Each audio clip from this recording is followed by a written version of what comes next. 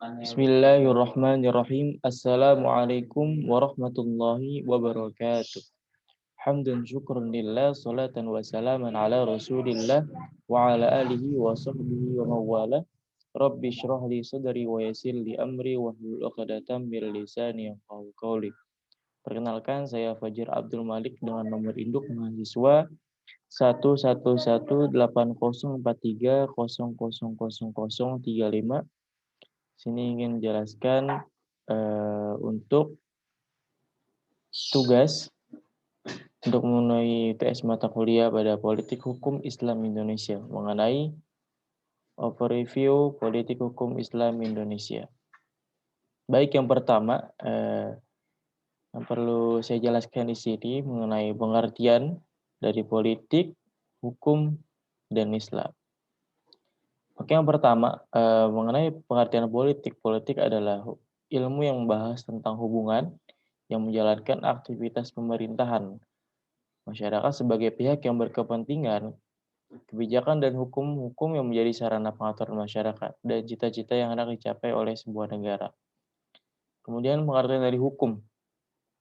Hukum adalah seperangkat peraturan tentang tingkah laku manusia yang diakui sekelompok masyarakat, disusun oleh orang-orang yang diberi wewenang oleh masyarakat itu, berlaku dan mengikat untuk seluruh anggota masyarakat dalam suatu negara.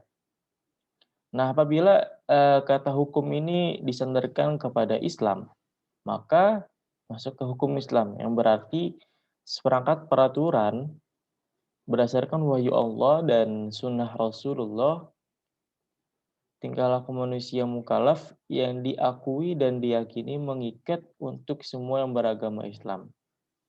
Nah, seperangkat peraturan ini menjelaskan bahwa yang dimaksud dengan hukum Islam adalah peraturan yang dirumuskan secara terperinci, yang mempunyai kekuatan hukum yang mengikat. Kemudian mengenai pengertian dari politik hukum. Menurut Fatwa Wahyono menjelaskan bahwa politik hukum adalah kebijakan penyelenggaraan negara yang bersifat mendasar dalam menentukan arah, bentuk, maupun dari isi hukum yang akan dibentuk dan tentang apa yang dijadikan kriteria untuk menghukumkan suatu berkaitan dengan hukum yang akan datang. Kemudian dari Profesor Mahfud MD, politik hukum adalah legal policy atau garis kebijakan yang resmi tentang hukum yang akan diberlakukan, baik dengan pembuatan hukum baru maupun dengan penggantian hukum lama dalam rangka mencapai tujuan negara.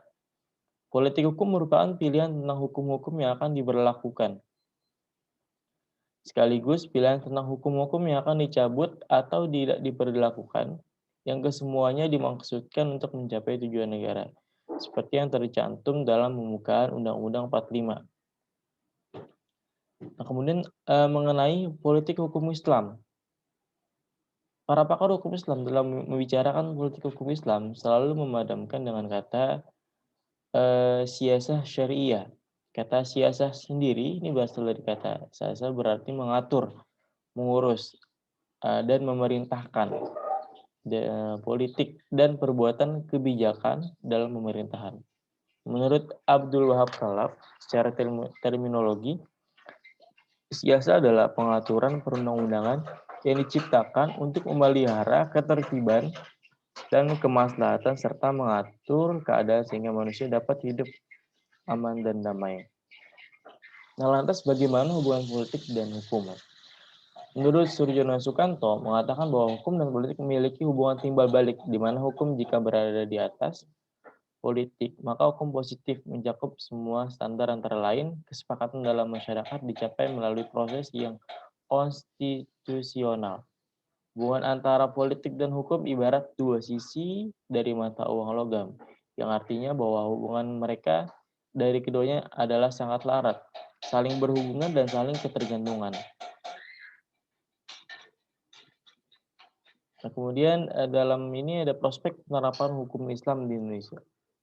Variabel penting yang terdapat dalam prospek hukum Islam di Indonesia itu pertama, ada karakter masyarakat modern, mana karakter utama kehidupan masyarakat modern adalah tren bebas untuk dalam adanya proses globalisasi dan rasionalisasi. Kemudian yang kedua, tingkat akomodasi hukum Islam terhadap perkembangan zaman. Ketiga, ada kondisi sosial politik. Dan keempat, ada kesadaran hukum masyarakat umat Islam untuk mengamalkan ajaran agamanya. Nah, pada dasarnya negara Indonesia adalah negara Pancasila. Pancasila ini mempunyai pengaruh besar terhadap perkembangan agama Islam di Indonesia. Dalam sejarah, terdapat sejarah penting, yakni adanya momen haji, yaitu suatu momen yang terpenting dalam sejarah yang merupakan momen masa kebangkitan tanah air dan dapat membuat masyarakat terpacu untuk memperjuangkan tanah air dan menemukan rasa nasionalisme terhadap negara. Dari sini lahirlah Haji Omar Said atau yang biasa kita kenal Cokroaminoto, yaitu tokoh pendiri dari Serikat Dagang Islam.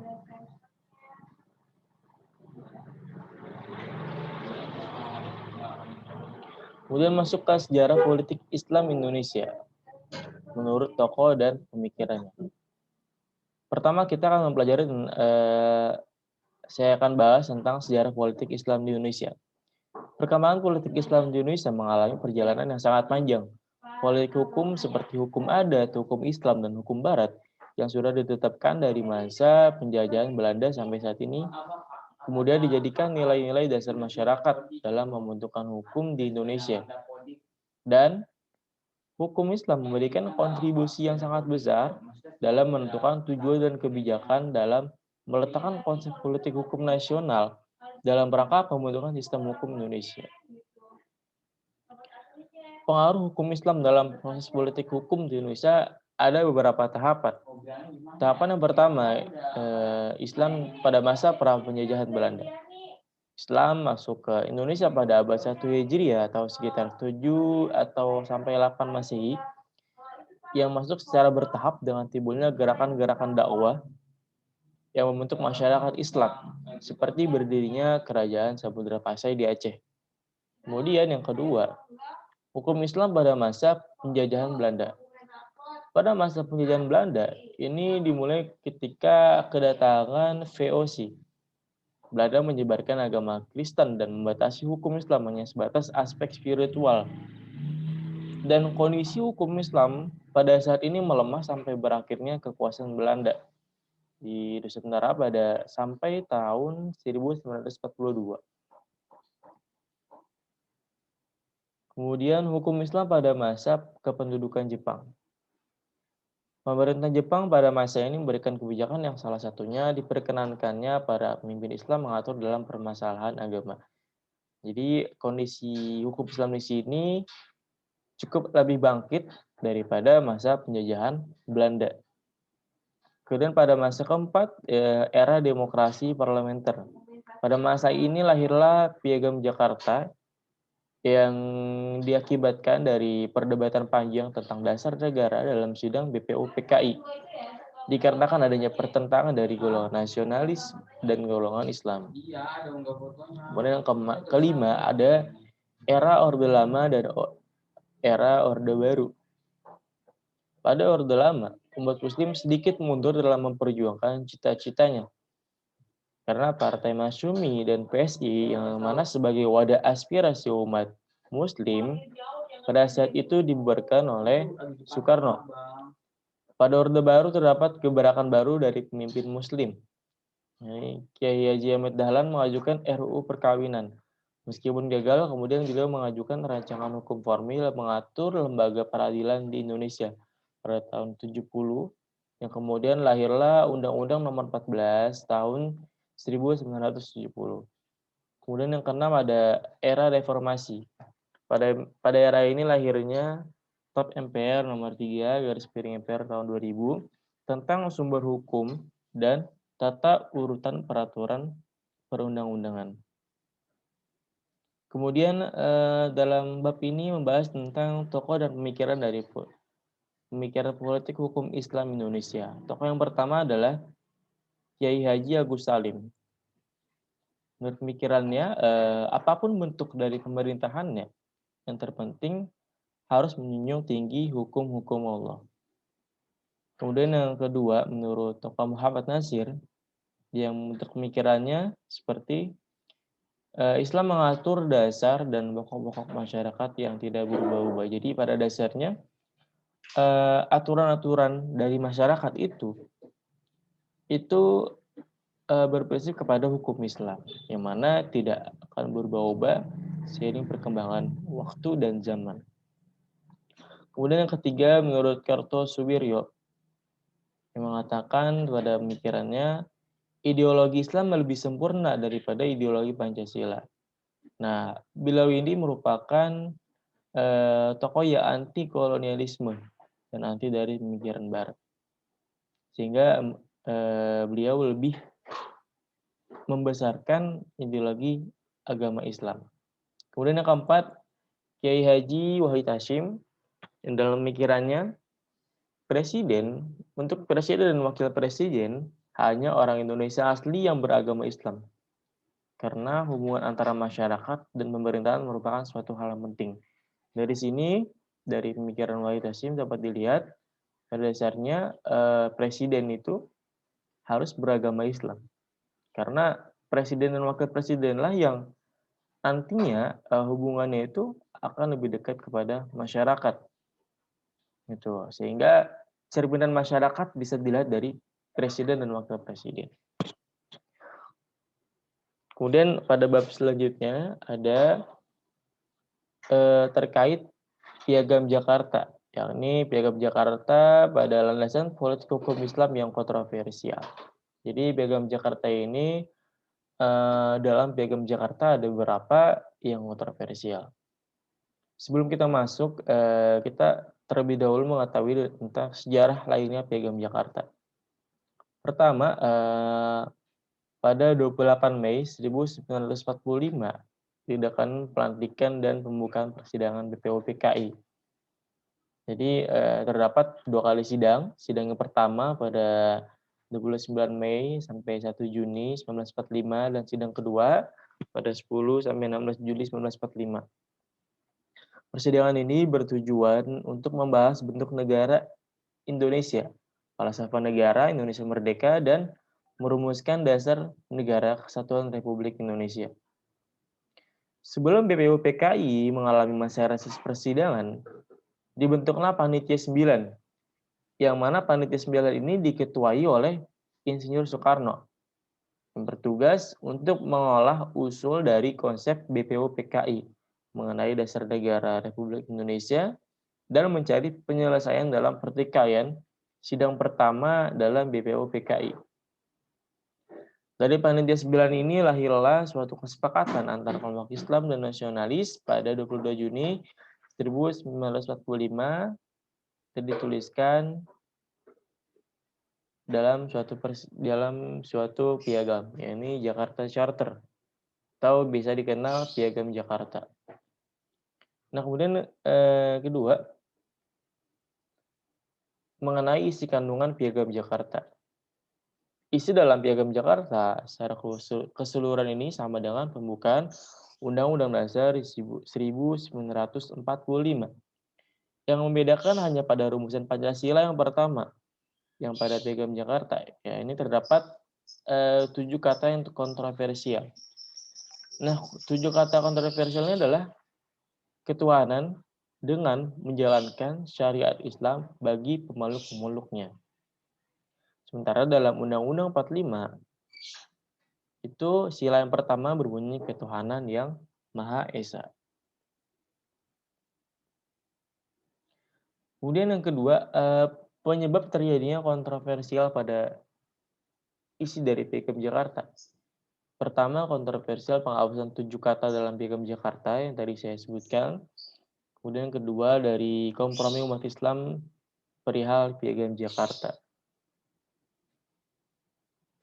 Kemudian keempat, isi perubahan dari Piagam Jakarta.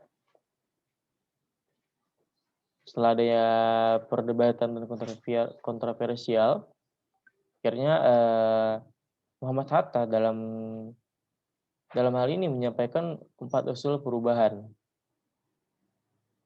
Pertama, kata muqaddimah diganti dengan kata pembukaan.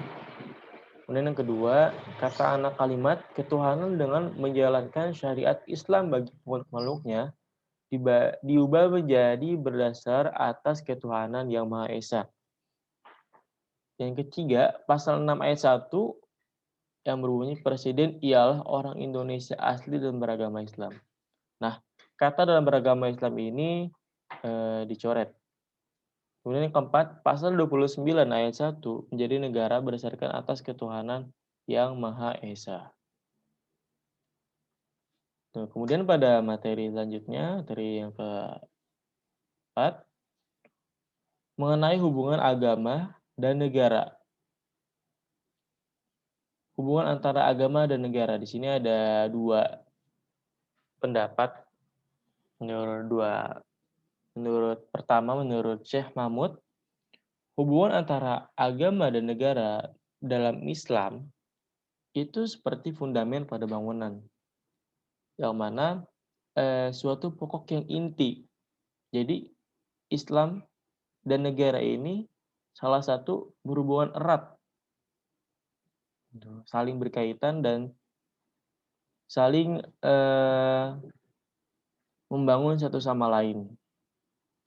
Kemudian yang kedua, menurut Imam Al-Ghazali, agama adalah landasan bagi kehidupan manusia dan negara adalah penjaganya. Menurut Imam Al-Ghazali di sini dilihat terkait hubungan antara agama dan negara itu saling berkaitan, saling menjaga satu sama lain. Terdapat 3 paradigma tentang hubungan agama dan negara. Paradigma yang pertama adalah paradigma integral, yaitu paradigma bersatunya agama dan negara, yakni pemerintahan berkedaulatan ilahi. Paradigma yang kedua, paradigma simbiotik, paradigma yang memandang hubungan timbal balik dan saling memerlukan antara agama dan negara. Yang ketiga, paradigma sekularistik, ini paradigma yang memandang pemisahan antara agama dengan negara.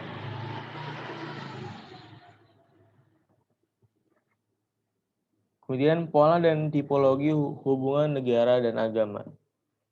Pertama, golongan yang berpendapat bahwa hubungan antara agama dan negara berjalan secara integral. Domain agama juga menjadi domain negara. Ini menurut Imam Al-Maududi. Kemudian yang kedua, golongan yang berpendapat bahwa hubungan antara agama dan negara berjalan secara simbiotik dan dinamis dialektis, sehingga agama dan negara berjalan saling berdampingan. Pendapat kedua ini Muhammad Syarur, Abdul Wahid, dan Nurholis Majid. Kemudian yang ketiga, golongan berpendapat bahwa agama dan negara merupakan dua dominan yang berbeda dan tidak ada hubungannya sama sekali. Nah, Indonesia merupakan suatu negara kesatuan yang mana mayoritas dari rakyatnya itu beragama Islam. Sehingga Indonesia menggunakan paradigma simbiotik dalam hubungan agama dan negara. Terdapat 3 faktor yang mempengaruhi hubungan antara agama dan negara, yakni faktor sejarah, faktor kependudukan, dan faktor hukum. Kemudian masuk yang materi kelima, politik hukum Islam di Indonesia pada masa Orde Baru. Nah, ini terbagi menjadi beberapa fase. Fase yang pertama itu ada fase antagonistik. Ini terjadi pada tahun 1970-an. Hubungan antagonistik merupakan sifat hubungan yang mencirikan adanya ketegangan antara Islam dan Orde Baru. Hal ini dimulai ketika Orde Baru mengandalkan harapan-harapan politik Islam agar bisa bermain di kancah nasional dengan cara menolak merehabilitasi Masyumi dan hanya membebaskan para aktivis yang pernah dipenjarakan Soekarno. Dengan demikian didirikannya Parmusi. Kemudian yang kedua, fase kedua ini fase resiprokal kritis. Fase ini terjadi pada tahun 1980 sampai 1985. Hubungan resiprokal ini hubungan yang mengarah pada timbulnya saling pengertian timbal balik serta pemahaman di antara kedua belah pihak. Pada fase ini mulai timbul kesadaran pemerintah bahwa Islam merupakan denominasi politik yang tidak bisa dikesampingkan, yang artinya Islam juga sangat berperan pada politik pada masa tersebut. Pada masa ini, aktivis Buddha mulai berani mengkritik pemikiran politik Islam pada beberapa hal teologis, seperti contohnya tidak ada bukti tegas dalam Al-Quran dan Sunnah mengenai kewajiban kaum muslim mendirikan negara Islam. Kemudian kedua mengakui bahwa Islam memberikan prinsip sosiopolitik. Ketiga, Islam sebagai agama kekal dan universal, yang terbatas pengertian formal dan legal. Kemudian keempat, hanya oleh mengetahui kebenaran yang mutlak.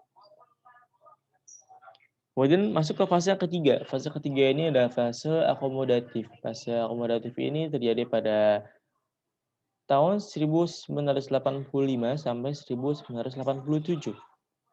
Fase ini bernuansa harmonisasi Islam dan negara. Nah, telah membuka kemungkinan pembentukan perundang-undangan yang bernuansa hukum Islam. Dan terjadi transformasi sosial ini dengan mengenai arti politik Islam dan negara.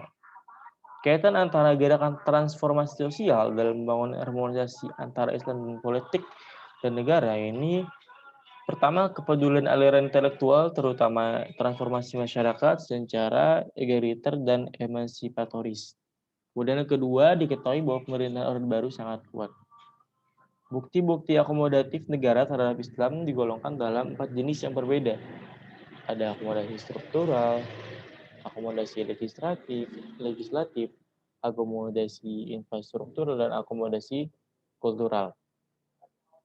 Kemudian yang terakhir, materi ke-6 tentang dinamika legislasi hukum Islam di masa pada Orde Baru. Pertama, terkait Undang-Undang Nomor 14 Tahun 1970 tentang pokok-pokok kekuasaan kehakiman. Penyelenggaraan kekuasaan kehakiman diserahkan kepada badan-badan peradilan dengan ketentuan tertentu. Undang-undang tentang ketentuan pokok kekuasaan kehakiman menjadi induk dan kerangka umum yang meletakkan dasar serta asas-asas peradilan serta pedoman bagi lingkungan peradilan umum, peradilan agama, peradilan militer, dan peradilan tata usaha negara. Pasal 24 dan 25 Undang-Undang 45 tentang kekuasaan kehakiman. Ini mengenai ditujunya dengan kekuasaan kehakiman dalam pasal 24 Undang-Undang 45 ialah kekuasaan negara yang merdeka untuk menyelenggarakan peradilan guna menegakkan hukum. Kemudian yang kedua, ketentuan bahwa peradilan dilakukan dengan sederhana, cepat, dan biaya ringan, dan tetap berpegang teguh pada Undang-Undang Hukum Acara Pidana dan Undang-Undang Hukum Acara Perdata. Ketiga, peradilan dilaksanakan oleh majelis hakim yang terdiri sekurang-kurangnya 3 orang hakim. Keempat, adanya pengumuman peninjauan kembali pengajuan pada tingkat kasasi dan banding. Kemudian ya dinamika yang kedua ini Undang-Undang Nomor 1 Tahun 1974 tentang perkawinan berawal dari keputusan Menteri Agama Nomor B24/2999 tanggal 1 Oktober 1950 dengan membuat panitia penyelidik peraturan hukum perkawinan, talak, dan rujuk. RUU perkawinan sewaktu itu menjadi problematika adalah bentuk unifikasi dan diferensiasi. Terdapat 3 sistem yang diusulkan dalam RUU perkawinan. Pertama, unifikasi satu undang-undang untuk semua golongan. Diferensiasi, masing-masing golongan punya undang-undang sendiri. Dan ketiga, unifikasi dalam diferensiasi. Ini ada pergabungan antara unifikasi dan diferensiasi. Setelah terjadinya konsensus, mendapat hasil rumusan kesepakatan sebagai berikut. Hukum agama Islam dalam perkawinan tidak dikurangi, alat-alat pelaksananya tidak ada yang dirubah, hal-hal yang bertentangan dengan hukum Islam dihilangkan. Kemudian pasal 2 ayat 1 RUU disetujui, dan pasal 5 terkait perceraian dan poligami diatur dalam undang-undang. Kemudian dalam dinamika yang ketiga, dinamika politik kelahiran undang-undang Nomor 7 tahun 1999 tentang peradilan agama. Pengajuan RUU Peradilan Agama dirintis sejak tahun 1961 dengan keputusan Menteri Agama nomor 66 tahun 1961. Kemudian RUU Peradilan Agama diajukan oleh pemerintah pada 3 Desember 1988 dengan surat nomor 6 garis miring PO garis miring 8 12 garis miring 1988. Presiden RI menyampaikan RUU Peradilan Agama kepada DPR untuk dibahas dan disetujui menjadi undang-undang untuk menggantikan semua peraturan yang tidak sesuai dengan undang-undang dan Undang-Undang Nomor 14 Tahun 70. Pengajuan RUU ini menimbulkan polemik baik di dalam DPR maupun di luar DPR. Dinamika politik di dalam gedung DPR. Pertama, berbeda pandangan antara beberapa fraksi. Pertama, fraksi Persatuan Pembangunan. FPP dalam hal ini setuju dengan RUU tentang peradilan agama yang diajukan oleh pemerintahan kepada DPR. Kemudian kedua, fraksi Pembangunan atau PKP menyetujui persyaratan keagamaan Islam. Kemudian ketiga, pandangan fraksi Partai Demokrasi Indonesia. Nah, pada fraksi Partai Demokrasi Indonesia ini jadi dua pandangan. Pandangan pertama menurut kelompok Jupri, yang ini mengenai setuju. Kemudian yang pandangan kedua menurut Surjadi Niko, dia belum menyetujui dalam hal ini. Kemudian fraksi yang keempat, ada fraksi dari ABRI, Angkatan Bersenjata Republik Indonesia. Fabri ini awalnya setuju dengan RUU dengan pengecualian apabila memang terbukti ada usaha untuk mengubah negara Pancasila, maka Abdillah yang pertama akan menghadapinya. Jadi Abri ini setuju jika tidak adanya perubahan dalam negara Indonesia, negara yang berdasarkan Pancasila. Kemudian dinamika yang terdapat dalam di luar gedung DPR. Ada RUU-PA tidak diperlukan karena perlunya kesatuan. RUU-PA tidak diperlukan dan menghendaki supaya dibubarkan karena pelaksanaan hukum Islam bergantung pada umat Islam. Kemudian yang ketiga, pihak non-muslim dan sekuler menolak RUU tentang peradilan agama. Ini terjadi dinamika di luar gedung DPR. Kemudian yang keempat, dinamika yang terjadi yakni dinamika Undang-Undang Nomor 1 Tahun 1999 tentang kompilasi hukum Islam. Keluarnya instruksi Presiden Inpres Nomor 1 Tahun 1991 kepada Menteri Agama Republik Indonesia untuk menyebarluaskan KHI. Terdiri dari buku 1 tentang hukum perkawinan, buku 2 tentang hukum perwakafan. Yang kemudian ditindaklanjuti oleh Menteri Agama yang dikeluarkannya keputusan Menteri Agama nomor 154 tahun 1991 tanggal 22 Juli. Nah, mungkin cukup sekian dari saya terkait overview politik hukum Islam di Indonesia. Semoga video ini dalam bermanfaat untuk teman-teman untuk menonton ataupun terkhusus bagi diri saya sendiri. Kurang lebih mohon maaf. Wabillahi taufiq wal hidayah. Assalamualaikum warahmatullahi wabarakatuh.